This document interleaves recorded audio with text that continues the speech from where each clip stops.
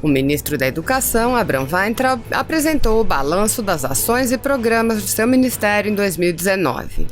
Pelas redes sociais, Weintraub pediu aos cidadãos que consultem o balanço para saberem o que o MEC está fazendo e verem a seriedade da gestão do governo Bolsonaro, além de divulgarem as informações corretas. O ministro disse: "Conto com você para derrubar essa chuva de fake news." Segundo o ministro, a apresentação do balanço é nossa prestação de contas a você, pagador de imposto, responsável por todo investimento na educação. Assista. 100% dos recursos foram descontingenciados, 5 novas universidades foram implantadas. Estamos falando de ampliação de sala de aula, ampliação de laboratórios, mais vagas para pesquisa, melhora dos indicadores, tudo isso está à disposição do balanço. Dá uma olhadinha, ele vai ficar à disposição no material para você saber exatamente o que estamos fazendo, a qualidade, a seriedade da gestão e da eficiência do governo do presidente Bolsonaro. Conto com você para derrubar essa chuva de fake news. Grande abraço, obrigado. Fazer o balanço do ano passado e mostrar o que já está sendo entregue no começo do ano e vai ser entregue ao longo desse ano.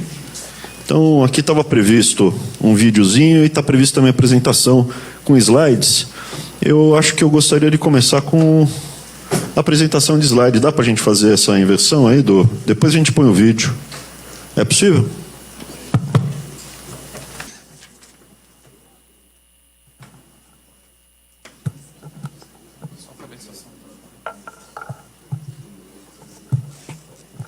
Bom, o primeiro slide é uma mudança estratégica. Eu acho que é muito importante entender que um dos objetivos é entregar o resultado. Uma das coisas importantes é entregar o resultado numérico, mas também qualitativo. Então, são duas abordagens que vão sendo apresentadas para e passo.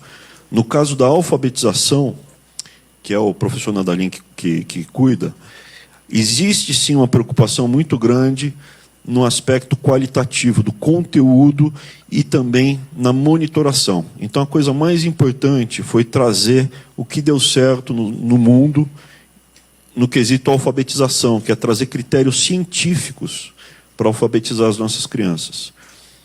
Isso foi feito ao longo do ano inteiro, teve uma série de reuniões, uma série de palestras, simpósios, conversamos com secretários estaduais, municipais, trouxemos cientistas que implantaram mudanças significativas em outros países. O destaque que eu considero que é muito próximo do Brasil é Portugal, que era o pior país da União Europeia e hoje é o segundo melhor colocado, porque adotou um critério científico que a gente acredita ser o ideal que a gente vai seguir aqui no Brasil. Adesão ao PIRLS, que ele permite avaliação internacional. Então, novamente, critério científico, você precisa ter controle e evidência empírica. No Brasil, o que eu pude observar é que a gente adotava muito, o Brasil adotou muito, assim, impressões e opiniões. Nós precisamos de números, como, por exemplo, o PISA. Mas o PISA é só para o final do ciclo, a gente precisa pegar o começo do ciclo. Então, o PIRLS seria o quê? Para os alunos do 4º ano, uma prova amostral, isso a gente começa a saber como é que está o desempenho, né? Caderno de PNA, guia explicativo, mostrando como funcionou tudo isso. A CONAB, a gente fez as reuniões com especialistas nacionais do exterior, cientistas principalmente, não curiosos, que mostraram resultados e tem papers reconhecidos pela Academia Internacional. Então, isso foi feito, matéria qualitativa. Pré-alfabetização, aqui o destaque, que eu diria que também é qualitativo, é o programa Conta Pra Mim, aonde, visivelmente, valoriza-se a família no processo de alfabetização, não somente para alfabetizar, como gerar maiores vínculos familiares. O processo de leitura, os pais, avós, tios, lendo para as crianças pequenas, é uma coisa conhecida e comprovada cientificamente como muito eficiente, tanto para os aspectos emocionais, afetivos, para a formação da criança, como também para o desempenho acadêmico futuro. Está comprovado estatisticamente, isso foi apresentado, que crianças que têm os pais, familiares lendo para elas, ou contando histórias, às vezes nem só ler, contar uma história para elas de pequeno tem resultado muito acima, é um dos fatores que mais melhora o desempenho na alfabetização. Estou errado, professor Nadalim? Então, isso não é uma coisa pura e simplesmente de valores, que sim, defendemos os valores familiares, mas também isso está comprovado cientificamente que crianças que passam por esse processo onde os pais leem e os tios, avós, contam histórias para eles de pequeno, eles têm um desempenho muito acima do que as crianças que não têm.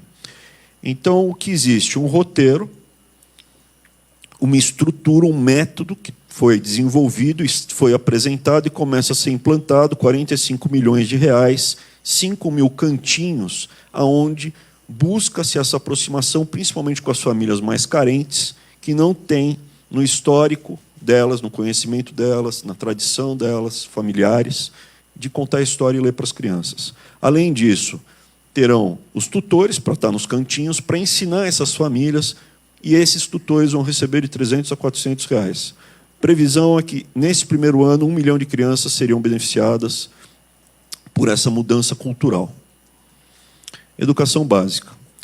Então, já entrando na educação básica, o foco é trazer democraticamente, com diálogo, os secretários municipais e estaduais para fazer essa mudança de conteúdo, de abordagem, de método e processo na educação das crianças. E, principalmente, tirar o Brasil da última posição da América do Sul. O Brasil ficou, quando analisado todas as áreas do PISA, na última posição da América do Sul. E colocar ele, até 2030, na primeira posição, sendo que nós esperamos já ter resultado no próximo PISA. Programa Nacional das Escolas Cívico-Militares é um piloto esse ano, é um programa que tem muito apelo, as famílias realmente gostam do modelo, existe muita demanda, e nós queremos fazer o piloto, tendo sucesso, expandir ele rapidamente. Existe o compromisso de 216 escolas até 2023, mas eu realmente espero que esse compromisso seja superado em muito rapidamente. Nesse primeiro momento, de novo, tudo é com adesão voluntária, com diálogo, com conversa, ninguém é obrigado a fazer as coisas. Foi oferecido para todos os estados, alguns governadores não aderiram. Quando houve municípios em condições de receber, passando sem ser escola, quando prefeitos manifestaram interesse e houve escolas, né, desses prefeitos em condições de receber, nós também estamos alocando em alguns estados que não aderiram. Então, no Nordeste, a gente conseguiu, mesmo com alguns governadores que não quiseram as escolas, colocar junto aos prefeitos. Então, no total, a gente está basicamente cobrindo quase todo o país com escolas cívico-militares e vamos analisando gradualmente no ano as idiosincrasias e características para uma expansão mais rápida a partir do momento que o modelo esteja testado, né? Esse é um ano de teste. O que a gente teve também, né, dessas escolas é uma gestão compartilhada. O governo federal ele não é o dono da escola, a escola ou é do prefeito ou é do governador. O governo federal entra com apoio didático, entra com recursos, entra com material, entra com a técnica e a tecnologia, ou, quando você tem militares das Forças Armadas, também pode entrar com os militares das Forças Armadas da reserva. Transporte escolar, evidentemente, aí já entra não no critério de valores técnico e qualitativo, entra um critério muito objetivo. O que foi feito? 1.363 ônibus entregues, 480 municípios, investimento de 307 milhões. Os ônibus foram adquiridos os valores mais baixos que na época do PT. Previsão para 2020 já estão, no mínimo, 6.200 ônibus a caminho, sendo que vai ser a primeira vez que teremos ônibus com capacidade de passar, né, ônibus Jeep, né, ônibus com capacidade de passar por terrenos de difícil acesso. Além disso, 7.000 bicicletas. Os recursos, né, evidentemente, vêm do pagador de imposto, né? E repassando também em 2019 quase 700 milhões para manter a frota, porque não é só mandar o dinheiro para comprar, não é só mandar o ônibus novo, né? Então, também tem que mandar a manutenção dos veículos que já estão da frota já existente. Escola de Todos. Aqui, voltando para a parte qualitativa, foi uma iniciativa do MEC para pacificar as escolas. Há muito tempo existe uma demanda na sociedade, refletida na escola sem partido.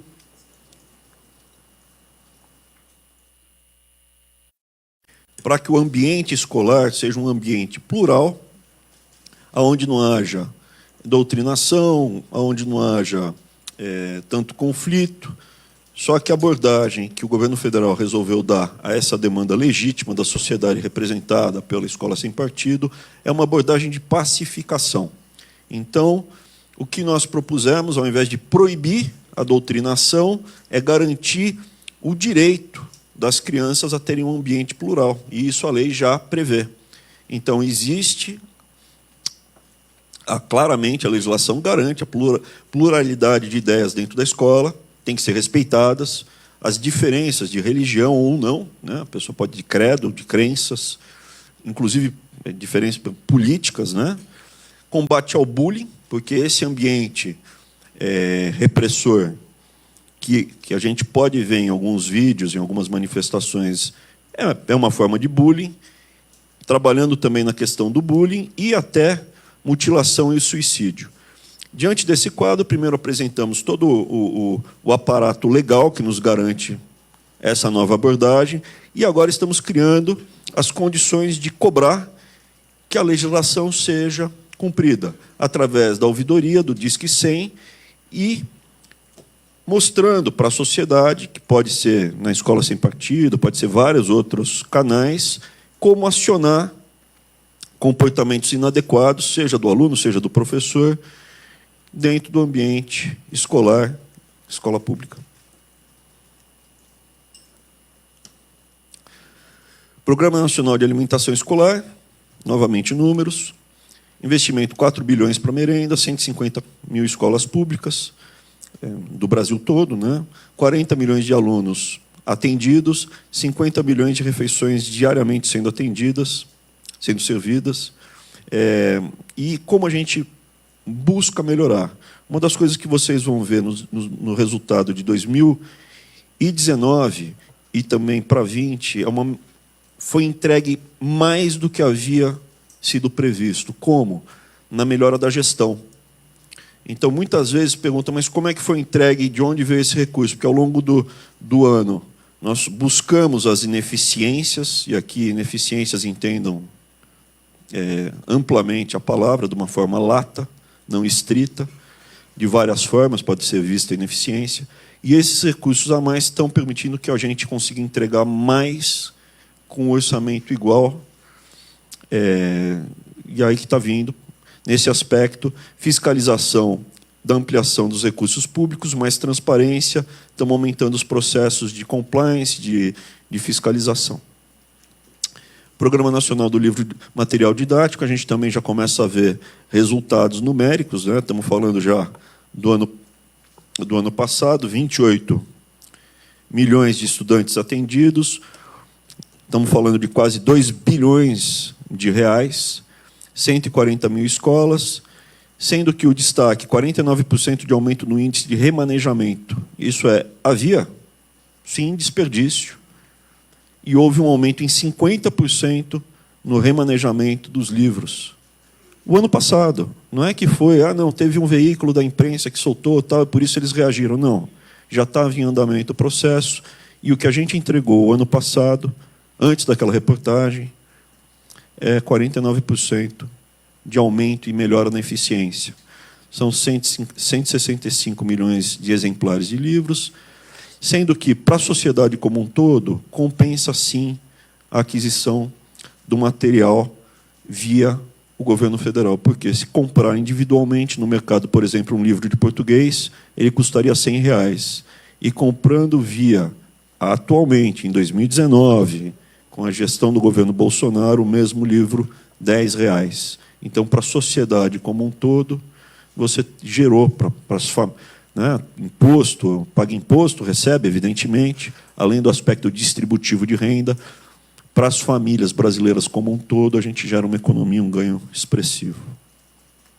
Esse é o tipo de resultado numérico que eu justificaria a manutenção do tamanho do Estado. Todo mundo aqui sabe que eu defendo um Estado que cumpra a sua função. Se puder reduzir, tem que reduzir e permitir a iniciativa privada entrar. Mas, nesse caso, eu tenho uma comprovação numérica que compensa manter essa atividade do Estado. Educação conectada. Isso é uma coisa que surpreendeu. As escolas brasileiras não eram conectadas à internet, era exceção, e a partir desse ano, agora, passa a ser regra. Então, das escolas urbanas, onde tem acesso à rede de banda larga, o recurso está disponibilizado, basta acessar e conectar a escola. Com laboratório, com Wi-Fi, com todo equipamento, e as escolas públicas passam a ter conexão. Além disso, para onde não tem banda larga, isso é, áreas remotas, tem um programa que é feito junto com o MCTIC, Ministério da Tecnologia, que o MEC paga para que seja feita a conexão com essas escolas remotas via satélite. Com isso, nós estamos já atendendo, em 2020, mais de 30 milhões de alunos. Ainda não vamos colocar todos os alunos brasileiros conectados à internet em 2020, mas, durante o governo Bolsonaro, a meta é colocar todas as escolas do Brasil conectadas à internet banda larga, e, com isso, poder fazer não somente os alunos terem acesso a fazer os exames. Se eu não tenho controle, eu não tenho números, como eu posso cobrar resultado? Como eu posso saber aonde está ruim? Nos países que deram certo, existem exames individualizados dos alunos. Eu preciso saber o aluno que ficou para trás, se a culpa é do aluno, se o aluno individualmente precisa de reforço, ou se a classe inteira ficou para trás, é o professor que precisa ser recapacitado ou substituído. Então, no caso, só esse ano a gente já consegue acessar 100 mil professores para fazer recapacitação com eles.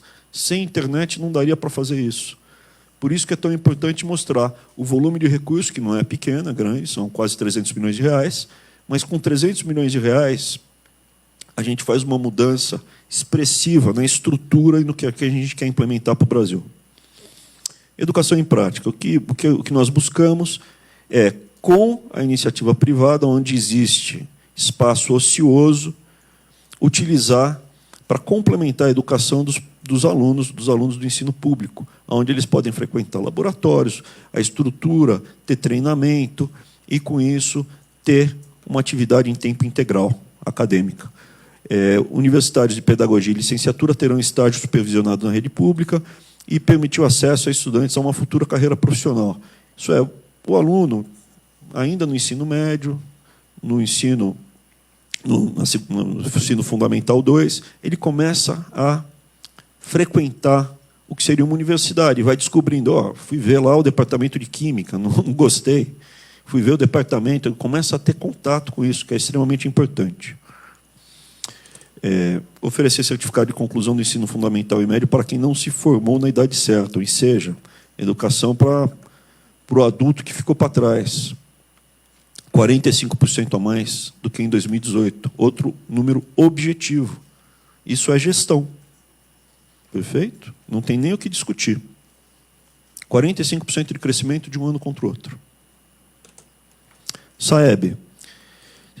De novo, como eu consigo corrigir o atual estágio do Brasil ser o pior país da América do Sul em educação, sem ter um mapa aonde estão os problemas? Precisamos melhorar as informações. Saeb é fundamental para isso. 73 mil diretores, 1.500 secretários municipais, quase todos os secretários estaduais.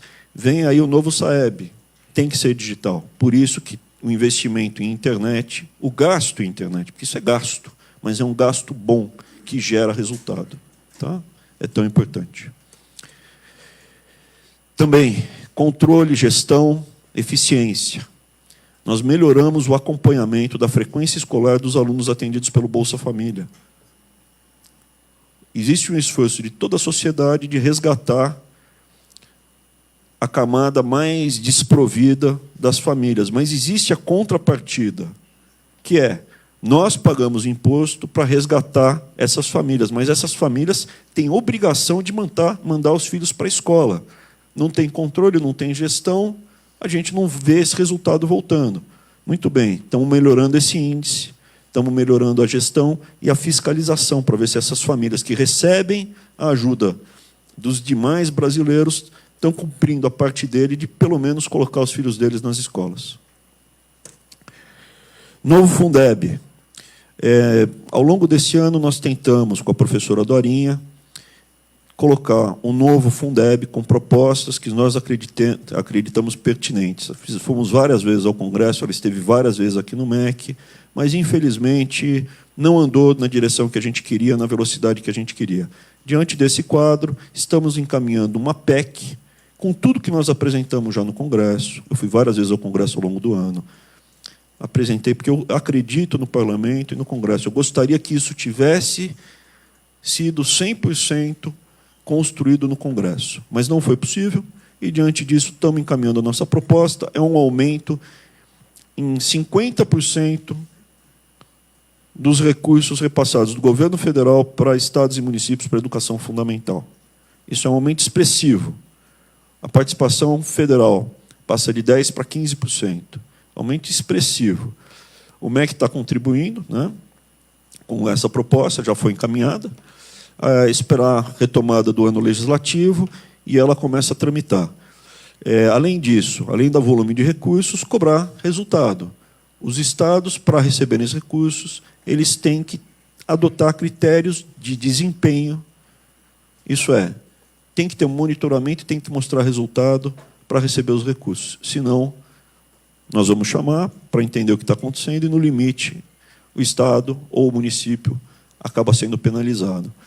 É importante também dizer que há uma proposta de redistribuir os recursos baseados nos municípios que mais precisam. Hoje, existe município pobre em estado, entre aspas, rico, que não é atendido ou é pouco atendido, e municípios ricos em estados ditos pobres que recebem os recursos. Então, isso a gente corrige também. E garante que todas as crianças tenham o que é considerado por vários estudos um valor mínimo gasto por ano. A partir desse valor, que todo mundo considera o mínimo necessário, é técnica. Estamos mudando a técnica e estamos garantindo que todas as crianças no Brasil tenham o recurso financeiro mínimo para poder ser ensinada, alfabetizada, aprender matemática, etc. Tudo, tá? Então, recurso, técnica, gestão, fiscalização. Novo ensino médio, ampliação do modelo. Estamos ampliando em 200 mil vagas, já investimos 206 milhões em 2019, 4.100 escolas, 500 novas que estamos ampliando. Isso aumenta a carga horária de 2.400 horas para 3.000 horas, 25% de crescimento. Tá? Tempo integral. É a primeira vez em muito tempo que estamos ampliando a escola em tempo integral. O ano passado foram 40 mil vagas, 500 novas escolas, né? Então passamos, né, para 1.500, isso é um aumento expressivo no número de atendimentos. E esse ano a gente pretende expandir bem mais. O objetivo é ampliar, ao longo desse mandato do presidente Bolsonaro, o número de ensino médio em tempo integral. 2019 foram 118 milhões destinados para 18 unidades da federação.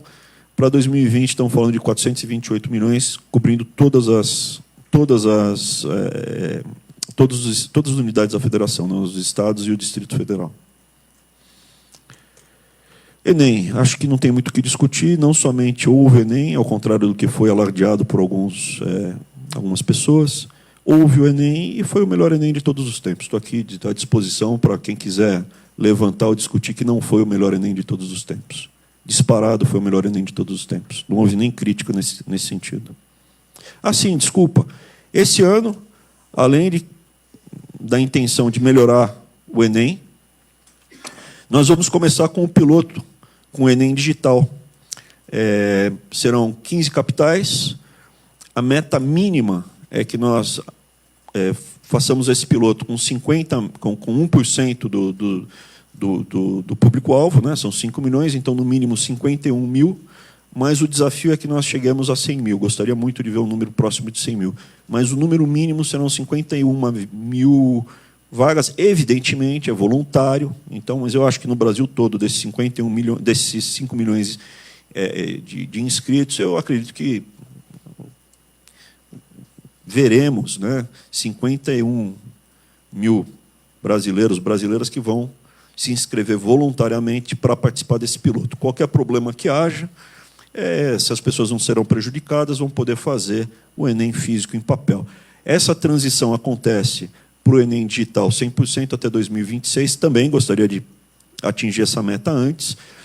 E vem a colocação, quando a gente lançou o programa, mas não é justo. Vai ser justo, porque todas as escolas vão ter conectadas à internet no Brasil, vão ter laboratório de informática, vão ter Wi-Fi e vão estar preparadas. As crianças nas áreas mais remotas do Brasil vão ter condição de competir para entrar no Enem digital.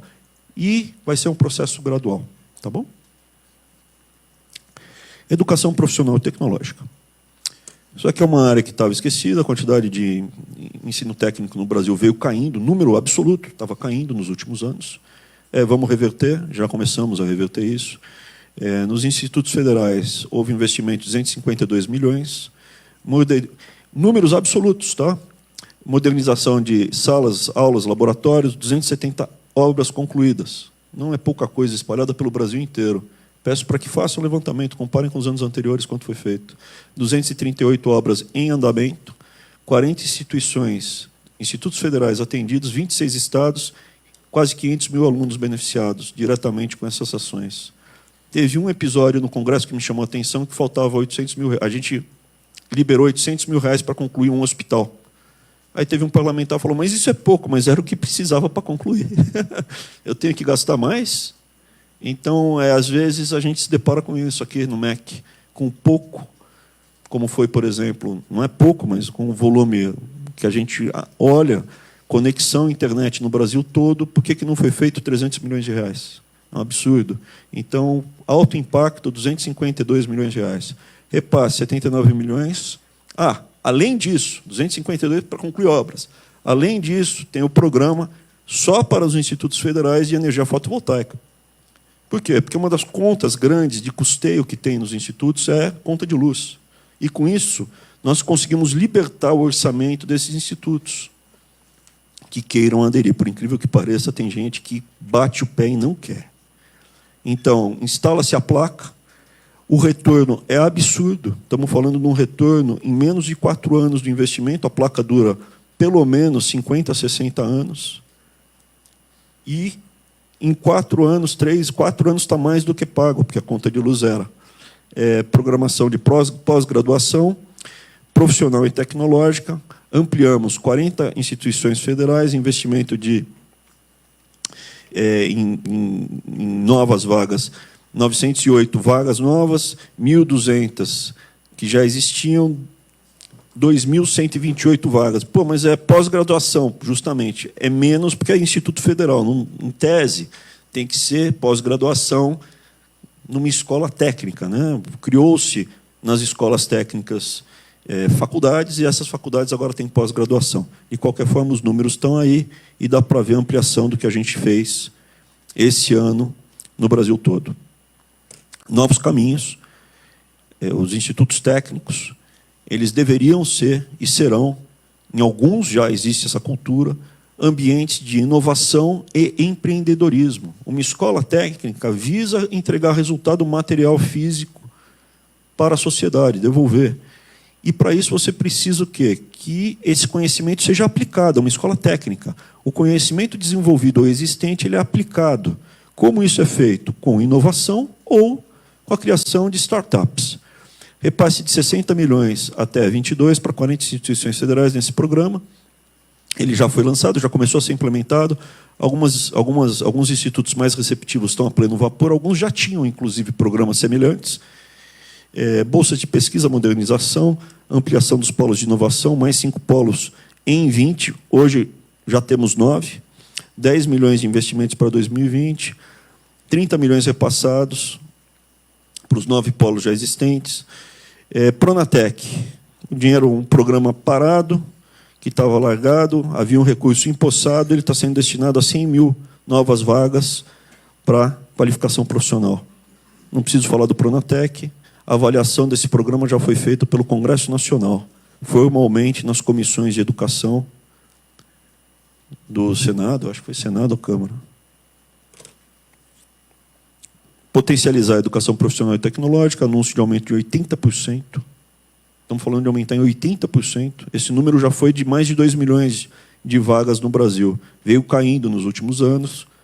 Em 2019, começamos com 1,9 milhão, e o objetivo até o final desse mandato do presidente Bolsonaro é 3,4 milhões. Já está em andamento a ampliação. A atualização do catálogo nacional de cursos técnicos, que o curso técnico não pode ser para frentista, não anda contra o frentista, mas havia custo no Pronatec, custava R$5 mil para treinar uma pessoa para ser frentista. Estamos falando de drone, né? Instalação, manutenção, pilotagem, tudo. Estamos falando de novas atividades na área de TI, na área de biotecnologia para ajudar a agricultura.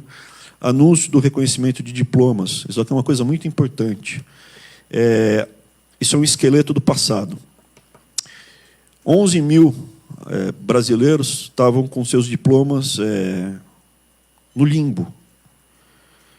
Uma situação burocrática, e nós identificamos o problema, houve a manifestação dos indivíduos, né, um grupo grande, 11 mil brasileiros, já encontramos a solução, em 3 meses já reduzimos aí em 1.400 esse volume, já tem hoje menos de 10 mil brasileiros sofrendo, deve estar próximo de 9 mil agora, eu acredito.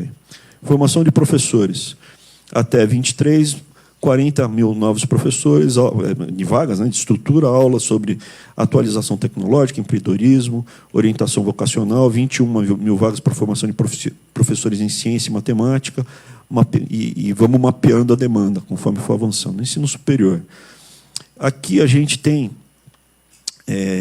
uma mudança, e gradualmente nós vamos enfrentando os problemas que vieram do passado. Não quero polemizar muito. Na parte, isso que já aconteceu, isso foi esse ano já, tá? Esse ano não, ano passado a gente já entregou. Vagas públicas, acesso com notas do Enem, mais 294 mil vagas ofertadas em 12 etapas, 129 universidades. Primeiro semestre de 20, vamos fazer oferta de 237 mil vagas. ProUni, bolsas de 100%, 50%. Né? Estamos falando de 411 mil bolsas ofertadas.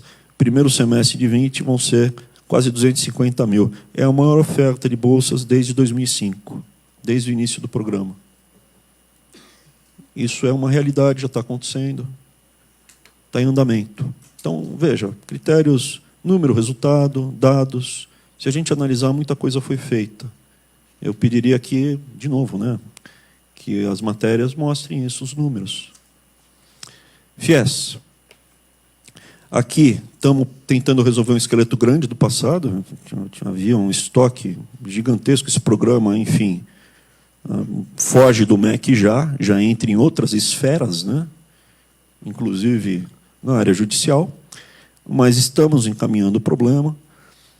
Vamos gradualmente limpando o estoque, foi reformulado, e vamos diminuir gradualmente essa situação terrível que foi criada no FIES. 500 mil de jovens brasileiros inadimplentes com nome sujo, uma tragédia que foi feita, uma vergonha, ao mesmo tempo que várias pessoas ficaram bilionárias indevidamente. Tá? Eu sou ministro da Educação, a mim não cabe falar mais sobre isso. O resto é com o ministro Moro. Base de dados nacional, ou o Ministério Público também, né? Base de dados nacional do estudante, de novo, aquela coisa básica. Não existe um cadastro, eu não tenho os alunos, eu não tenho um banco de dados, eu não consigo estatística. O Brasil, no ano 2020, chegamos ao ano 2020, com as escolas sem estar conectadas à internet, sem um banco único de dados, sem saber a frequência. O aluno tem que ter um banco onde eu consiga individualmente identificar o aluno ou as regiões dos alunos que estão para trás. E isso está sendo criado.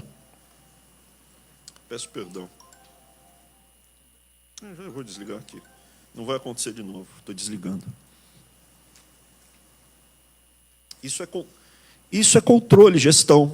Então, assim, trazendo a experiência que eu tive do lado executivo, não dá para tocar um mundo. O MEC é um mundo, é gigantesco, é o maior ministério da Esplanada. São 300 mil servidores, é metade dos servidores federais brasileiros, civis. 300 mil, são 600 na ativa. E sem esse tipo de atitude, comportamento, abordagem.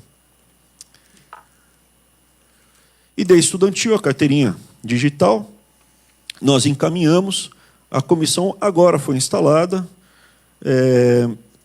está andando, o programa está funcionando, já está um monte de carteirinha andando, sistemas, tudo funcionando, está bem. Agora precisa só da sequência e o Congresso... 100 mil. Já emitiu... Isso é o dado antigo, né? Todo dia está subindo rapidamente esse número. É porque primeiro houve o cadastramento já aconteceu, e então agora realmente entrou assessor, se for menor de idade, precisa da autorização dos pais, mas está rapidamente crescendo, esse número está crescendo rapidamente todo dia.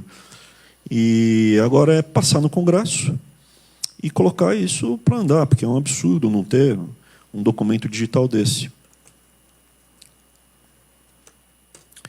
ENAD, Exame Nacional de Desempenho dos Estudantes, mesma coisa, a gente vai melhorar toda essa parte de execução de exames no Brasil, principalmente com a internet, vai ter mais laboratório, mais pontos de acesso, ampliação, realização em 24 de novembro, já foi um sucesso, 435 mil participantes, 9 mil cursos de graduação avaliados.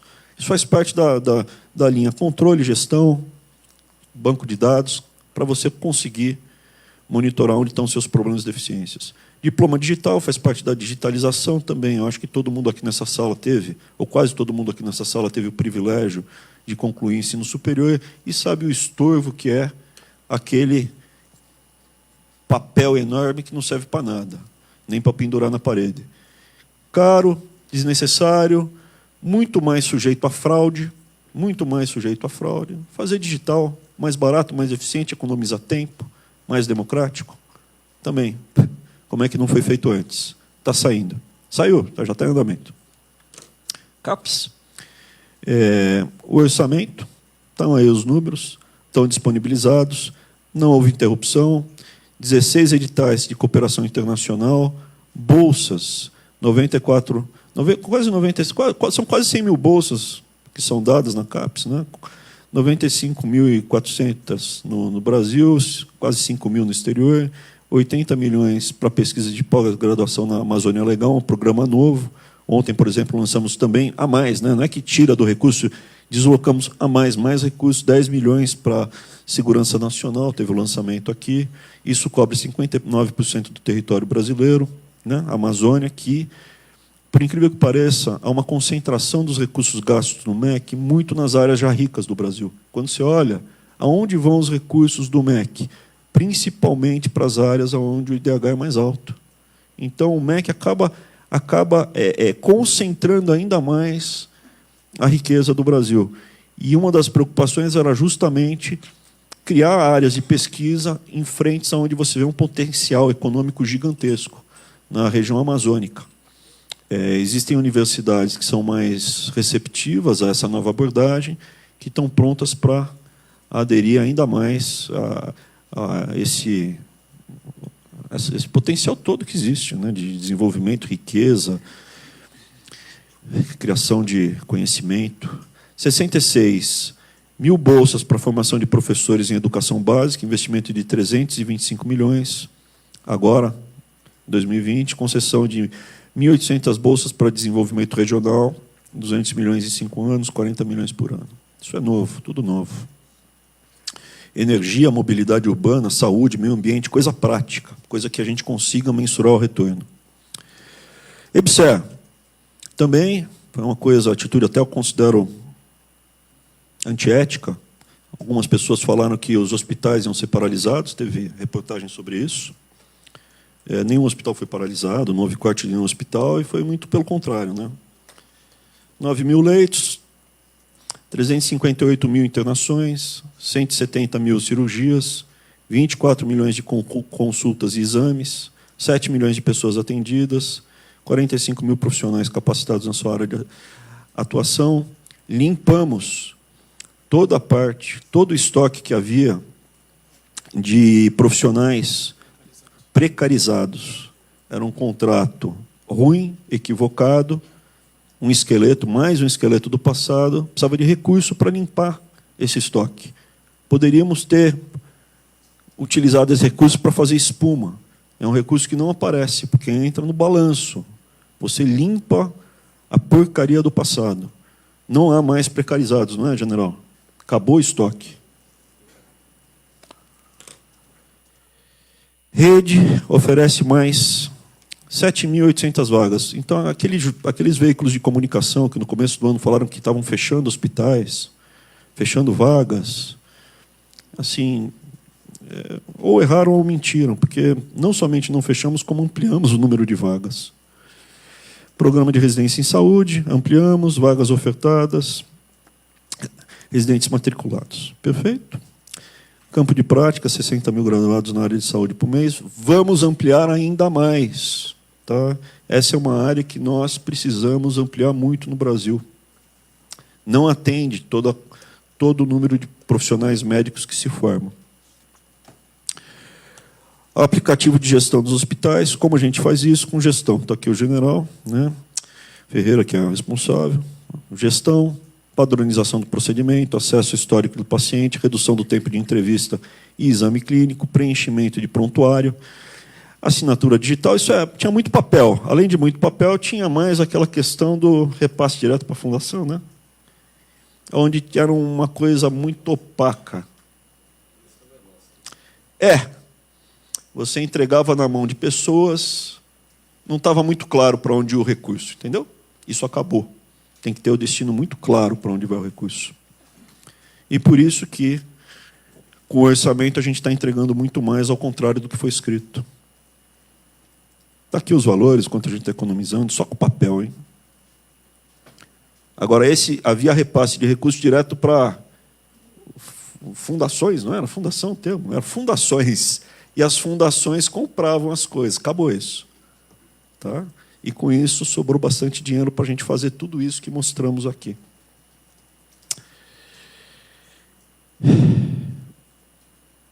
Destinados ao Ministério da Educação, 8 bilhões. Destinado ao Ministério da Saúde, 465. Isso é, EBSER, ela é mantida via os recursos do Ministério da Educação, principalmente. Os recursos que a gente recebe da saúde, não estou reclamando do Mandetta, pelo contrário. Ele ali tem que carregar um piano que eu acho que é tão pesado quanto o meu. Mas o EBSER aqui, é o MEC, tá? É um mundo, é muito grande. Novas universidades federais, já entrando na parte de criação, são 5 novas universidades federais, né? Implementadas, não é que estão sendo implementadas, que eu saiba, assim, faça um levantamento, mas o presidente, em seu primeiro ano de governo, isso foi em 2019, presidente, em seu primeiro ano de governo, implementar 5 novas universidades, eu não consegui achar outro. É o presidente Bolsonaro. 20 mil alunos beneficiados. Estamos entrando em áreas que não são os grandes centros. Se pegar, é Centro-Oeste e Nordeste. E Norte, né? Perdão. Educação inclusiva tem um projeto que é muito bonito, que está vindo lá do Antônio Campos, que foi uma grata surpresa que eu conheci, o presidente da Fundagem, a ideia está vindo de lá. É um projeto muito bonito que a secretária Hilda está implementando agora, não só para o Nordeste, mas para o Brasil todo, porque a realidade da deficiência de cada um, né, não é estanque. Existem diferentes percepções que a pessoa consegue ter, e cinema acessível é uma experiência transformadora. Então, existe aqui para pessoas com deficiências, limitações, o cinema acessível tem sido uma coisa muito bonita que a gente está vendo.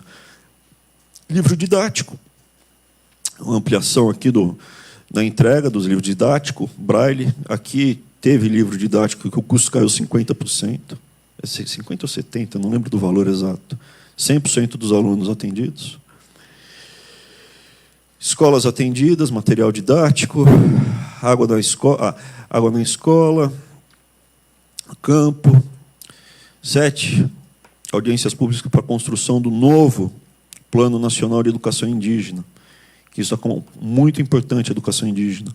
Construção da política de educação especial, onde você coloca a família como centro do processo decisório.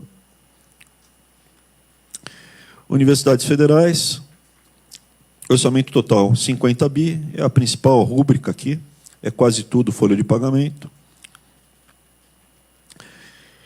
66 bilhões do orçamento total em institutos federais, 56 com pessoal. 100% dos recursos descontingenciados, ao contrário do que foi dito, né? Nos veículos não teve corte. Conforme foi prometido, isso foi feito na data que havia sido prometido, que era setembro. Além de descontingenciar, que, assim, analisando os últimos anos, eu também não vi nenhuma matéria. Teve, acho que 1/3 dos anos teve contingenciamento. Não foi 100% descontingenciado. Esse foi um ano atípico, 100% foi descontingenciado. Além de 100% descontingenciado, eu gostaria de ver quando as universidades receberam, além do orçamento, 219 milhões. Não saiu uma matéria sobre isso.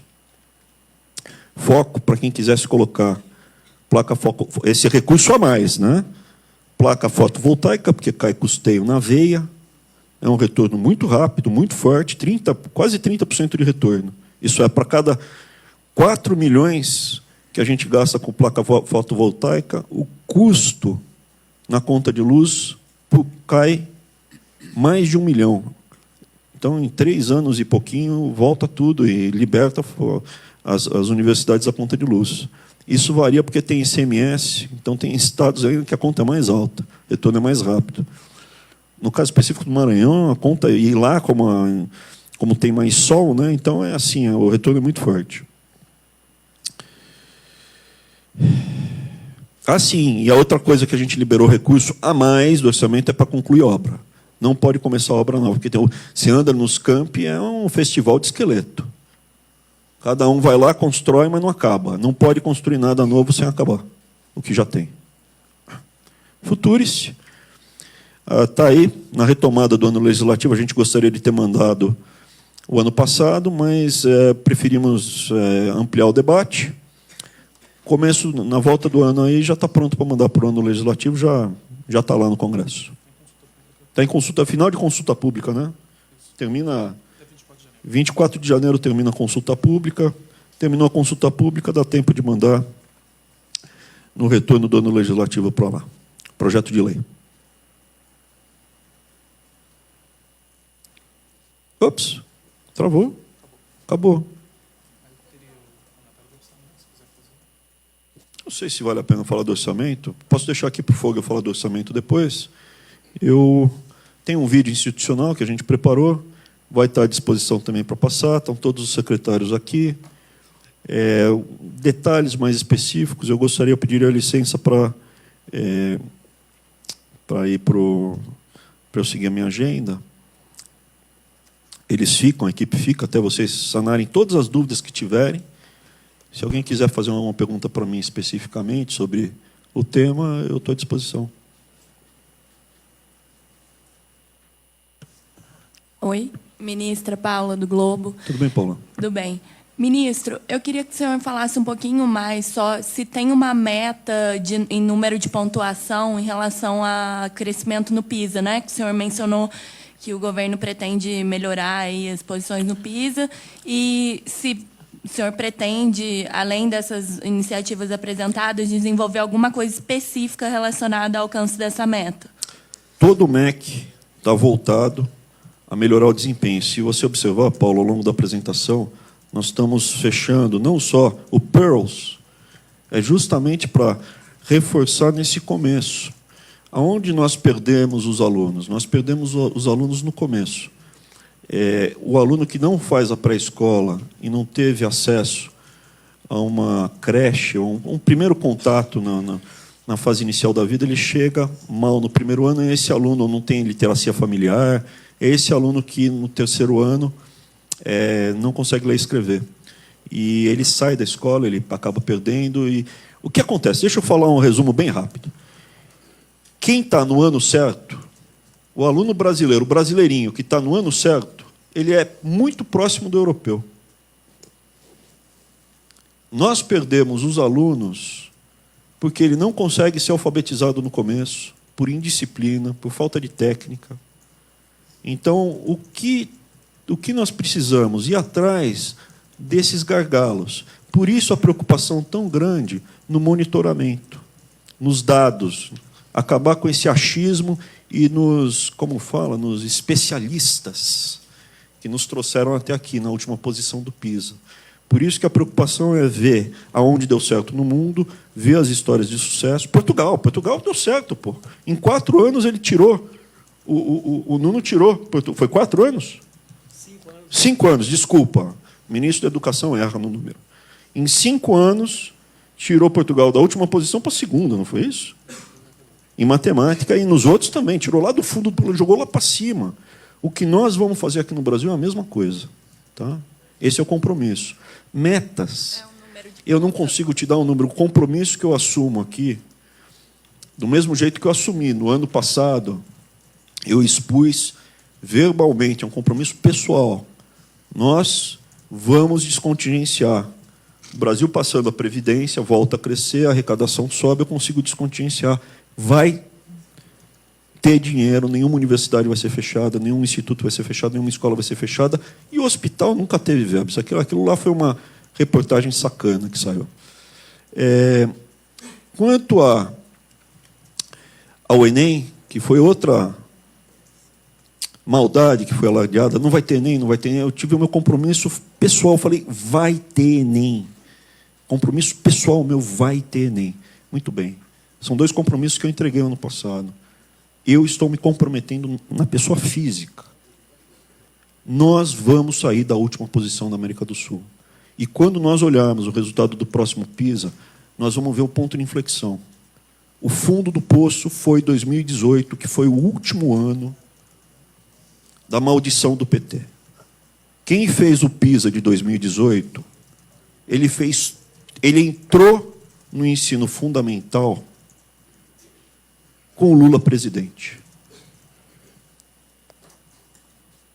Quem fez 2018 é fruto 100%. Quem fez o PISA de 2018, que é o pior aluno da América do Sul, ele é fruto 100% do PT. E os números, eu gostaria realmente de tentar trazer o debate técnico aqui.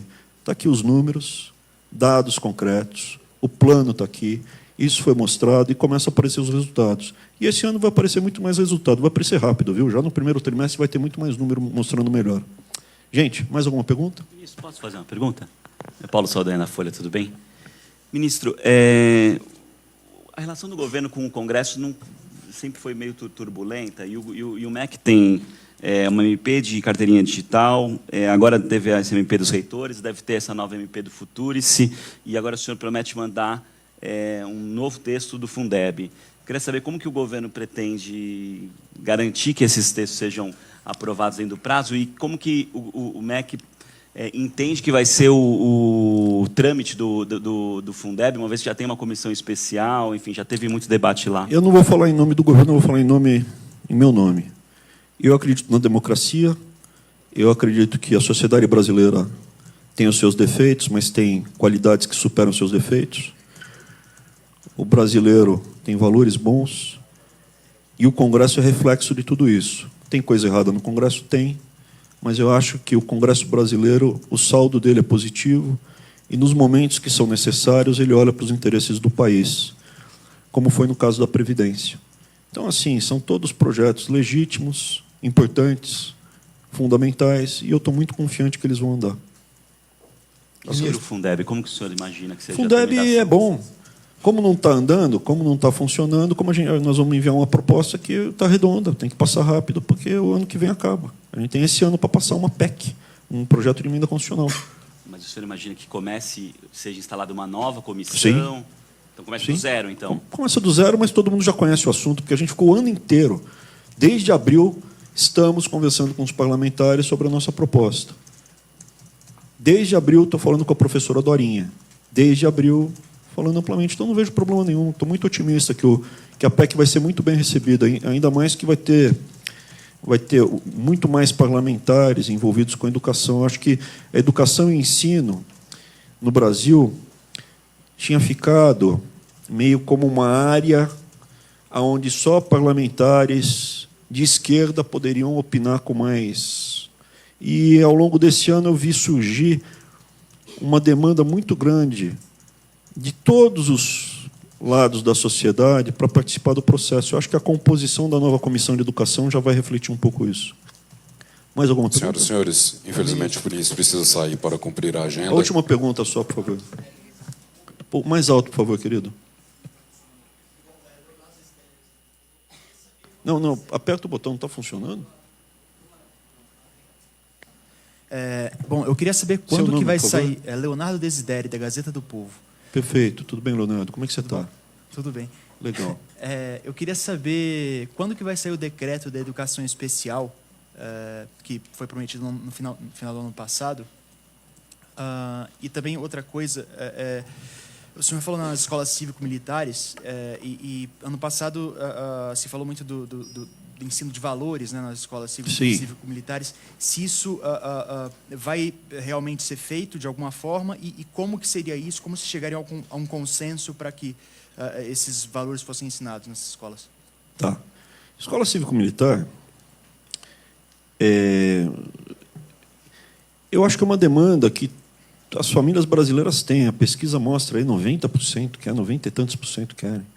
Porque os números são muito claros. Diminui a criminalidade, diminui a violência, melhora o desempenho escolar, não tem vandalismo, os professores são respeitados. Então, assim, é uma coisa tão forte que estamos discutindo como fazer o modelo ser expandido rapidamente.